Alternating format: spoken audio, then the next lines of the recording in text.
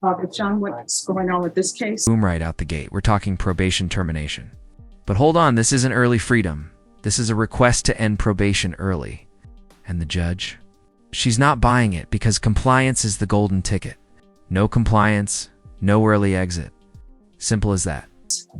Your Honor, there was a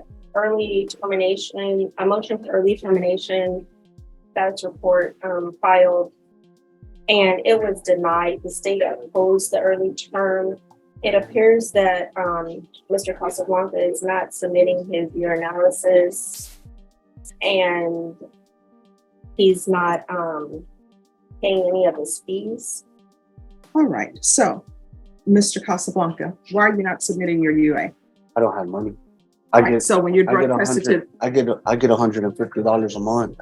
That's all I get. I don't have any money. Like, I did the classes she asked me because that's all I could afford. Literally, I get $150 a month because child support takes the rest of it. Right now, I'm fighting for my VA. I got wounded in Iraq. I got shot in my leg and my buttocks. I'm fighting for my VA benefits because when the case first started, it started as a felony. And they canceled my benefits because of the fact that it was a felony case. Until February 17th is my last thing for the VA to dispute my thing because it's not a felony charge. It's a misdemeanor charge, so I have to get my checks back. All right, so here's my question. When you're Notice how he's framing this. He's broke. Child support is draining him, and he's waiting on VA benefits after being shot in Iraq. Now, legally, financial hardship can impact probation compliance. But courts usually look for effort, not excuses. Question for you. Should poverty ever be a valid reason to skip mandatory requirements like drug tests? drug tested today, what are the results going to be? CBD. I'm not going to lie. CBD because I don't take All right, meds. so why are you, here's the thing, people find money for things that they shouldn't find money for. I always tell people, if it's important, you treat it like it's important. So you're going to get drug tested today, and we're going to see what the results are. And you're not getting off of probation early because you're not doing what you're supposed to do. Now, if you can find money for CBD oil and all of that, you can find money for your drug testing. You understand? Yes, ma'am. And if too much money is being taken out of your check for child support, then you need to get another job. I can't get a job. I'm wounded from Iraq. Like literally, I got shot in my leg and my buttocks. If I try to get a job, I get in trouble for all the payment that they've already given me. They're gonna file a back pay for it. That's the only reason I don't can't understand. And here's the thing: I respect the military. Majority of my family members have been in military. I don't understand the fact that someone is shot in the leg that they get benefits. That means they don't work anymore. Oof, that's a sharp moment. The judge is openly questioning why being shot in the leg, or even the ER butt, means you can't work. This is where the courtroom dynamic gets tricky. Respect for veterans clashes with the hard line of probation law and judges. They don't like gray areas when compliance is black and white.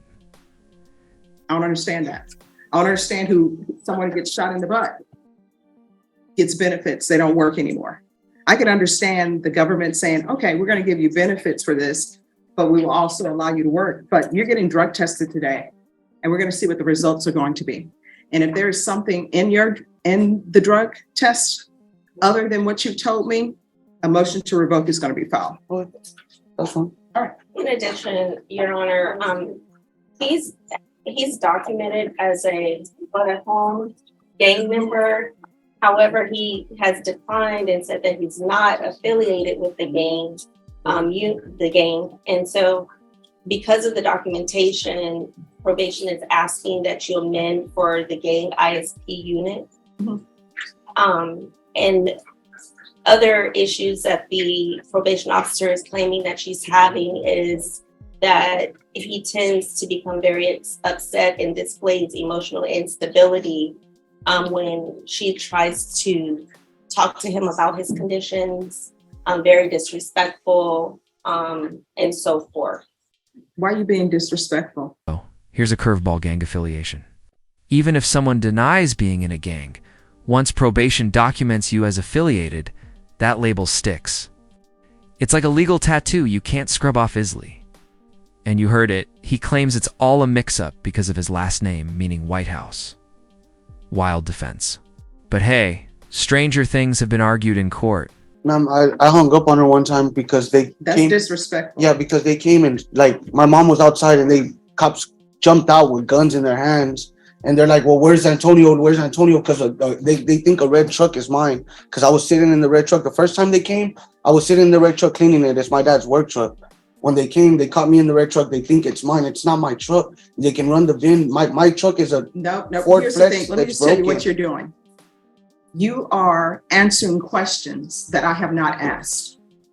So I want you to listen to the question that I'm asking you, and I want an answer for it. You understand? Yes. So number one, are you a gang member? No, ma'am. So why do they have you documented? They have me down affiliated as a gang member because they say this is the Alamo and it's the White House, ma'am. Look, it's the White House. It's not the Alamo. It's the White House. I don't have no gang affiliate. I can show you all my tattoos. I don't have no gang Why are you affiliated tattooing tattoos. the White House on your Because neck? my last name is Casablanca, ma'am, and if you translate it in English, it's White House. Oh, yeah. Okay, that makes sense. Anybody, any other Casablancas here who are tattooing White House on their? I still don't understand. That's the only reason, ma'am. I can show you all my tattoos. I know I've never what been Casa to. means. I've never and I been know to what prison. Blanca means. I've never been to prison. How would I be in a gang if I've never been to prison?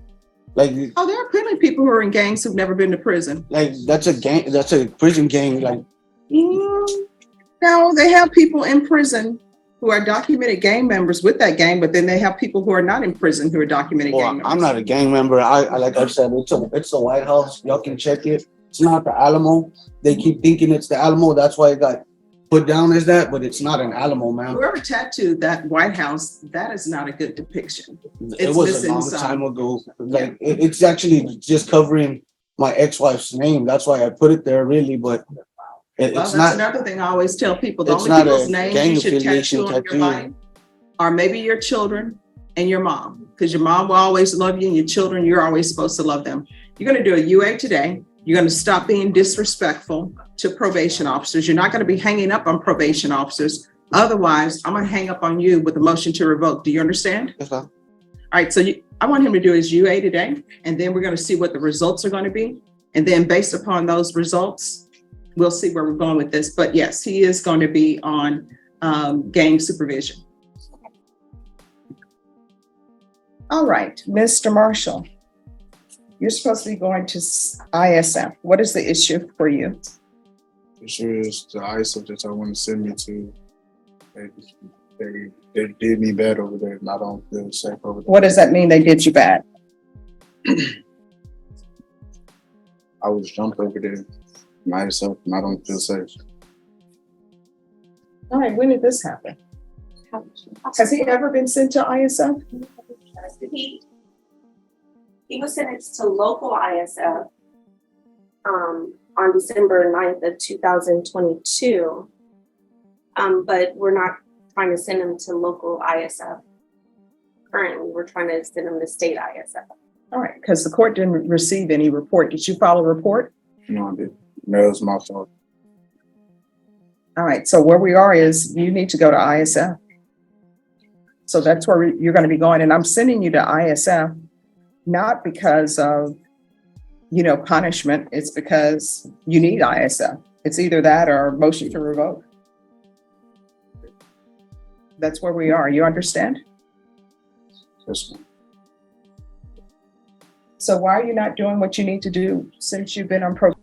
That's the hammer moment. 20 years max. And notice how the judge doesn't sugarcoat it. This isn't about feelings. It's about the math of the law. On probation, every missed report, every failed UA stacks up like dominoes toward one outcome: prison time. Question for you, Du. You think this judge is being too harsh? Or exactly as tough as she needs to be? Because you're looking at 20 years prison. I'm not doing what I need to do. It's just I haven't reported. I'm sorry, what? I didn't report. Yeah, that's a big problem. And I can't have people on probation who are not reporting.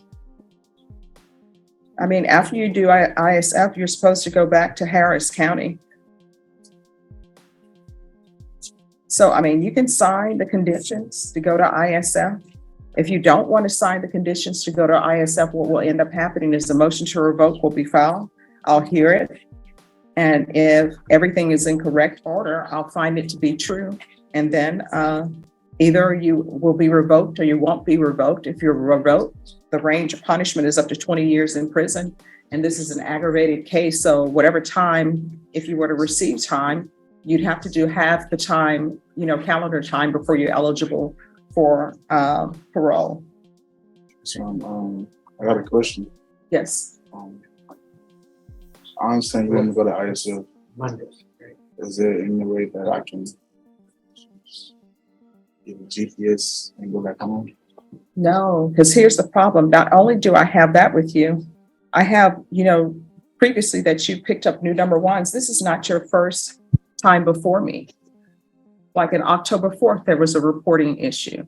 And December 9th, there was a issue of reporting. I mean, you're not doing what you're supposed to be doing. I don't understand why you're not doing it. I don't understand why you're picking up new cases. And the state didn't go on those cases. They ended up dismissing them in return for a plea. But you keep picking up new cases and you're not reporting. Just 1 second. So I don't know why you're not reporting. It was the current reason was I didn't have transportation. Well, no, that's no excuse. You pick up the phone and say, I have no transportation. You just haven't been reporting. And this is not the first time that you've not reported.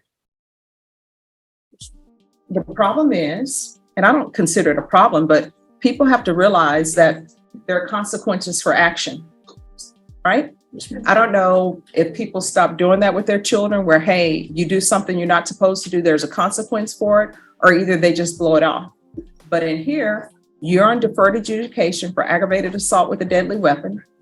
You could get up to 20 years in prison and up to a $10,000 fine. And whatever time you get, if I were to sentence you to 10 years, you'd have to do 5 years flat before you're eligible for parole. So there are consequences for your actions. You didn't report the first time. I amended your conditions and didn't revoke you. You didn't report again. I don't know what you don't understand about not reporting. And your excuses that you're giving to me are not sufficient. Yes, ma'am. Because if there's some issue with transportation, if there's some other issue, you pick up the phone and call your probation officer. In this court, I always tell everybody. And there it is, the theme of this whole hearing: consequences. Judges hammer this idea because probation isn't about perfection, it's about communication. Miss a meeting? Call, have no ride. Call, don't report, and stay silent. That's how you end up revoked. Simple rule. Silence in probation is deadly. Communication is key. That's why I'm telling you, the reason why I'm sending you to ISF is because this is the second time you have not been following the court's rules. Now, if you don't want to go to ISF and don't want to sign, then what's going to end up happening is a motion to revoke is going to be filed. And if everything is in proper order, I'm going to sign it. And then we're going to hear a motion to revoke. Do you understand? Yes, ma'am. So what do you wish to do?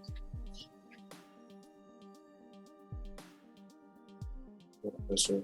I'm sorry? Then go to ISF. All right. And if there's an issue with ISS, all you have to do is tell somebody. And guess what? If there's an issue at ISF that happens, guess what? They send that to me and I take care of it. All right. So he will sign. Is there any other issues you have? Do you still have family in Harris County? Is that where you wish to be? Yes, ma'am.